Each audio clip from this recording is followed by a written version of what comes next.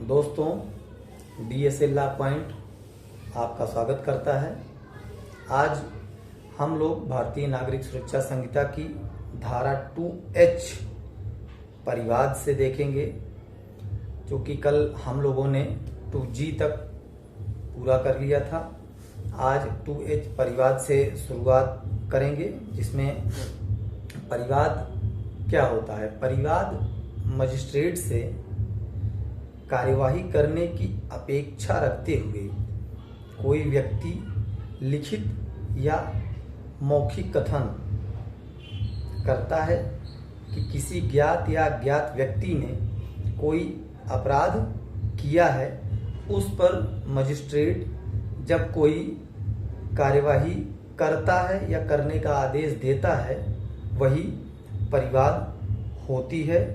लेकिन परिवाद एक अन्य तरीके से भी होता है, जैसे जब किसी भी मामले की विवेचनाधिकारी द्वारा की जा रही होती है एवं उसे ज्ञात होता है कि वह असंज्ञेय अपराध है, तब उसमें जो रिपोर्ट उसके द्वारा न्यायालय को प्रस्तुत की जाती है वह परिवाद समझी जाएगी। और ऐसा अन्वेषण अधिकारी, जो विवेचना अधिकारी है, वो परिवादी समझा जाएगा। ये धारा 2H के परिभाषा में दिया गया है।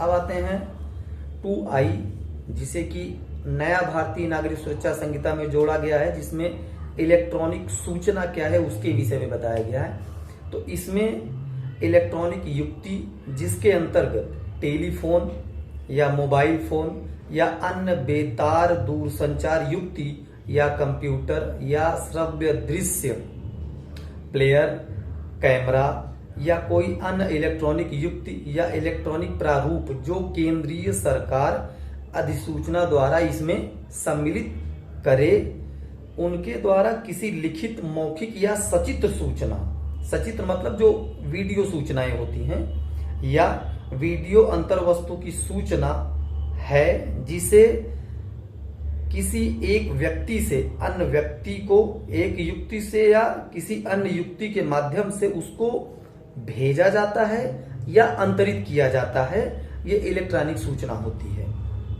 इसे भारतीय नागरिक सुरक्षा संहिता में नया जोड़ा गया है। यह प्रावधान बिल्कुल नया है, जो दंड प्रक्रिया संहिता 1973 में नहीं था। अब आते हैं 2J, उच्च न्यायालय को परिभाषित करता है। तो उच्च न्यायालय क्या है, ये बहुत महत्वपूर्ण बात है। उच्च न्यायालय जब राज्य की बात करते हैं तो उस राज्य में स्थापित उच्च न्यायालय, और दूसरा जब किसी संघ राज्य क्षेत्र के संबंध में बात करते हैं तो उस पर अधिकारिता रखने वाला जो उच्च न्यायालय, जिसको ऐसी अधिकारिता दी गई, वह उच्च न्यायालय। और तीसरा होता है कि उच्चतम न्यायालय के अलावा जिस भी किसी न्यायालय को ऐसे किसी दांडिक अपील की अधिकारिता दी गई होती है, वो उच्च न्यायालय माना जाता है। अब इसके बाद आते हैं 2K, जिसमें कि इंक्वायरी यानी जांच की परिभाषा दी गई है, जो विचारण से भिन्न, मतलब कि इसमें विचारण नहीं आता है। इसके पहले जब पुलिस रिपोर्ट सबमिट करती है, चार्जशीट सबमिट करती है, और ट्रायल शुरू होने के बीच की जो कार्यवाही होती है वो जांच की कार्यवाही होती है। यह मजिस्ट्रेट या न्यायालय के द्वारा किया जाता है। इसका मतलब इस धारा में यही वर्णित है। और उसके बाद आता है 2L, अन्वेषण। अन्वेषण क्या होता है, ये बहुत महत्वपूर्ण है, क्योंकि किसी भी आपराधिक मामले में अन्वेषण ही शुरुआती प्रक्रिया है। अपराध के दर्ज होने के बाद उसके कार्यवाही में ये होता है कि इसे कोई पुलिस अधिकारी या ऐसा व्यक्ति करता है जो मजिस्ट्रेट नहीं है, लेकिन मजिस्ट्रेट ने उसे नियुक्त किया है कि आप जाके इस मामले में साक्ष्य एकत्र करो। अन्वेषण का मुख्य उद्देश्य होता है उस मामले में साक्ष्य एकत्र करना। और दूसरा है कि अगर किसी अन्य अधिनियम में कोई ऐसी बात दी गई कि नहीं, अन्वेषण पुलिस अधिकारी या अन्य व्यक्ति में नहीं, उस विधि में जो दिया गया है उसके अनुसार किया जाएगा, तो वहां वह भी अभिप्रेत होता है जो इसके अंदर स्पष्टीकरण इसे स्पष्ट करता है। अब आते हैं हम 2M न्यायिक कार्यवाही। तो न्यायिक कार्यवाही क्या है? यह जो है उस अनुक्रम में साक्ष्य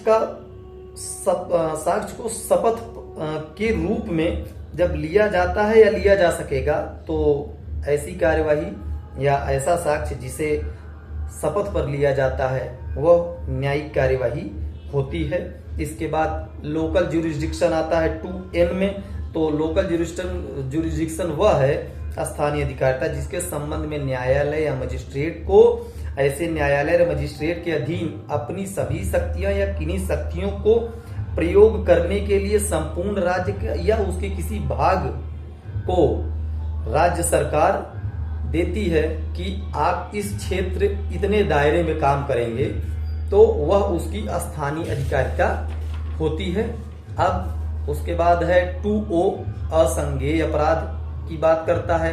तो असंज्ञेय अपराध हम मतलब कि एक साधारण शब्दों में कहते हैं, असंज्ञेय अपराध से ऐसा मामला माना जाता है जिसमें कि पुलिस अधिकारी वारंट के बिना गिरफ्तार करने के लिए अधिकृत नहीं है, वही असंज्ञेय अपराध होता है। उसके बाद होता है कि 2P में अधिसूचना की परिभाषा दी गई है। तो ये राजपत्र में प्रकाशित कोई जो अधिसूचनाएं होती हैं, चाहे वो राज्य सरकार या केंद्र सरकार उसको प्रकाशित करती है। जैसे कि ये तीनों नए कानून भारतीय नागरिक सुरक्षा संहिता, भारतीय न्याय संहिता एवं भारतीय साक्ष्य अधिनियम, तीनों को केंद्र सरकार ने अधिसूचना में प्रकाशित किया कि ये 1 जुलाई 2024 से लागू होंगे। तो जो अधिसूचना प्रकाशित की वो इसमें दी गई है 2P में। उसके बाद आया 2Q अपराध।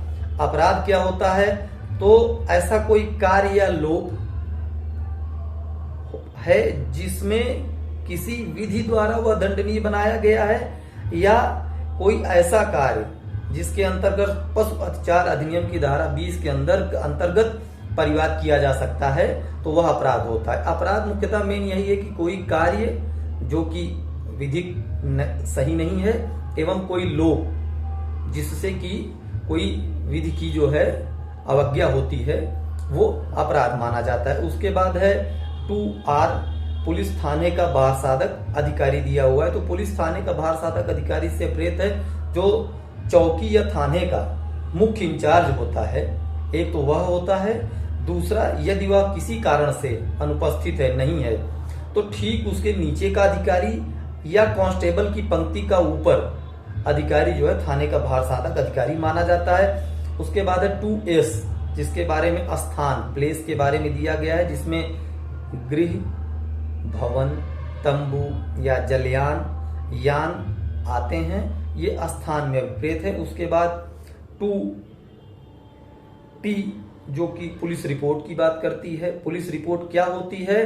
तो पुलिस अधिकारी जब किसी मामले की अन्वेषण करने के बाद धारा 193 की उपधारा 3 भारतीय नागरिक सुरक्षा संहिता के अधीन मजिस्ट्रेट को रिपोर्ट भेजता है, वही पुलिस रिपोर्ट मानी जाती है। पहले 193 की उपधारा 3 के जगह दंड प्रक्रिया संहिता 1973 में धारा 173 की उपधारा 2 पुलिस रिपोर्ट को बताती थी। उसके अधीन कोई पुलिस अधिकारी न्यायालय में मजिस्ट्रेट के समक्ष पुलिस रिपोर्ट भेजता था। इसके बाद आ गया 2U पुलिस स्टेशन। तो पुलिस थाना से वही अभिप्रेत है चौकी या स्थान जिसे राज्य सरकार ने साधारणतया या विशेषतया पुलिस थाना घोषित किया गया है, वही पुलिस थाना माना जाएगा। उसके बाद है फिर 2V लोक अभियोजक। लोक अभियोजक क्या होता है? तो भारतीय नागरिक सुरक्षा संहिता की धारा 18 के अधीन नियुक्त किया गया कोई व्यक्ति इसके अंतर्गत लोक अभियोजक के निर्देशों के अधीन कार्य करने वाला व्यक्ति आता है। लोक अभियोजक कौन कौन होते हैं? जैसे लोक अभियोजक सेशन न्यायालय में अलग होते हैं और हाई कोर्ट में अलग तरीके से नियुक्त किए जाते हैं। इसके बाद जो मजिस्ट्रेट न्यायालय में वो उनकी भर्ती उनको मतलब कि आयोग चयनित करके भेजता है, जिन्हें सहायक लोक अभियोजन अधिकारी APO वैकेंसी हम सब जानते हैं जब निकलती है तो उनके जरिए उनको भर्ती किया जाता है। तो ये लोग जो है अलग अलग न्यायालय में इनको जिम्मेदारियां दी जाती हैं सरकार की तरफ से वाद में पैरवी करने के लिए। ठीक है, अब इसके बाद है 2W उपखंड। उपखंड जिले में तो जैसे हमारे सभी तहसील हो जाती हैं जहां पे उप जिलाधिकारी नियुक्त किए जाते हैं, वही एक एक खंड बना दिए गए हैं जिले में, एक एक खंड, तो वही उपखंड इससे मामला माना जाता है। इसके बाद आ गया 2X समन मामला। तो समन मामला से वही मामला विपरीत है जो वारंट मामला नहीं है। साधारण सी परिभाषा इसमें दी गई है 2X में समन मामले की। इसके बाद है 2Y विक्टिम पीड़ित। तो पीड़ित वह व्यक्ति है कि जिसे अभियुक्त के किसी कार्य या लोभ के द्वारा कोई हानि या क्षति कारित हुई है, वो जो है पीड़ित का संरक्षक या विधिक वारिस भी उसमें आता है, वो पीड़ित में गिना जाता है। जैसे है आप जा रहे हैं रास्ते में, किसी ने आपको मारा, तो जिस व्यक्ति की वजह से आपको हानि या क्षति हुई तो आप जो है पीड़ित कहे जाएंगे। अब आ गया इसके बाद वारंट मामला। वारंट मामला 2Z में परिभाषित किया गया है। तो वारंट मामला ऐसा मामला है जिसमें मृत्यु या आजीवन कारावास या 2 वर्ष से अधिक अवधि के कारावास से दंडनीय किसी अपराध से संबंधित जो है वह वारंट मामला माना जाता है। इसके बाद धारा 2 की उपधारा 2 कहती है कि जो इसमें परिभाषित नहीं है लेकिन सूचना प्रौद्योगिकी अधिनियम की सूचना प्रौद्योगिकी अधिनियम 2000 एवं भारतीय न्याय संहिता 2023 में अगर वह परिभाषित है तो उसके अर्थ वही होंगे जो उस अधिनियम में दिए गए हैं। जैसे कि भारतीय नागरिक सुरक्षा संहिता में जो परिभाषाएं नहीं दी गई हैं, अगर वह किसी अन्य अधिनियम में दिए गए हैं तो उनके अर्थ वहीं से निकाले जाएंगे। तो दोस्तों, आज हमारा ये एक छोटा सा क्लास रहा जिसमें कि हमने धारा 2 की जितने खंड थे परिभाषाओं वाले उनको हम लोगों ने आज पूरा कर लिया है। कल से हम एक नए सेक्शन धारा 3 से आगे की ओर बढ़ेंगे और लीगल अवेयरनेस, विधिक ज्ञान हासिल करेंगे। जय हिंद, जय भारत।